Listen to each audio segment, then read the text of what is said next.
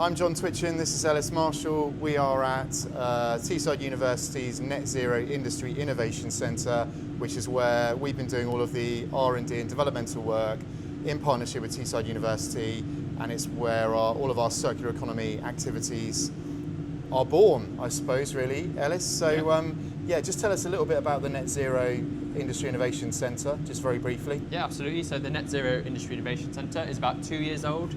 It's where we do a lot of our industry scale-up processes, where we take them from lab, so this scale, up to the 50 litre scale, 100 litre, and onto the tonne scale. So we help those SMEs, such as Stuff4Life, take them on that journey from TRL level 2, 3, up to 7 and 8. So today, what we're going to demonstrate is depolymerisation and production of output material product made from old high-vis material. So polyester-based, PET-based material like these that we all wear on site in working environments.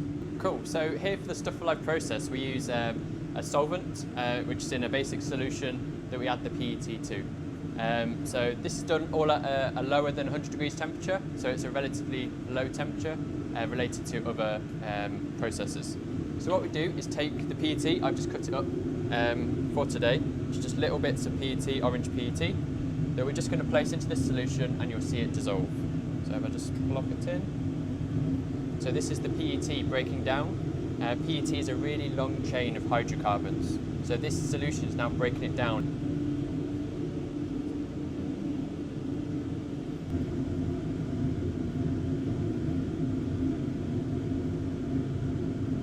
So now, as part of the Stuff4Life process, we're going to add water to the process.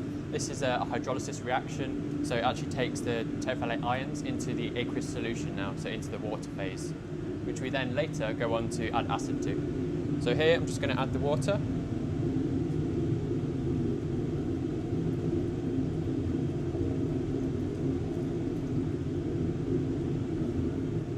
So now you'll be able to see two phases separate out of this.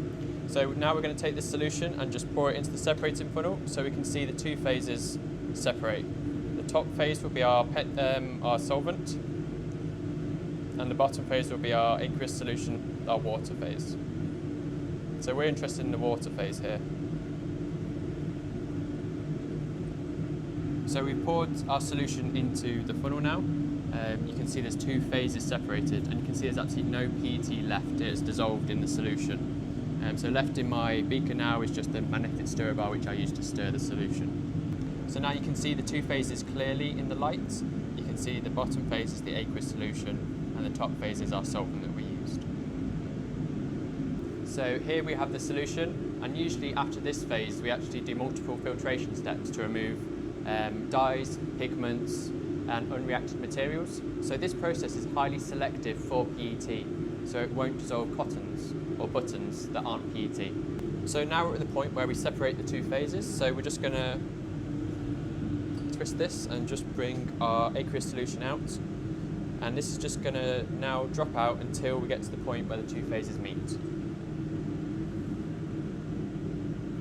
So now we have our separated solution, and this is very orange because we used a very orange PET to begin with. So now we're going to add in the acid, and what the acid does is brings out the terephthalic acid as a solid. So when we do this reaction, you'll be able to see little spots of white solid drop down.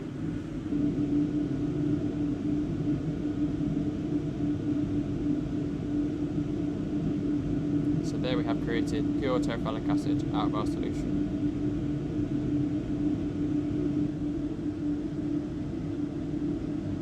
So now we're going to take our acidified solution and just separate out the solid from the liquid. The solid will be terephthalic acid, and the liquid will be an aqueous solution.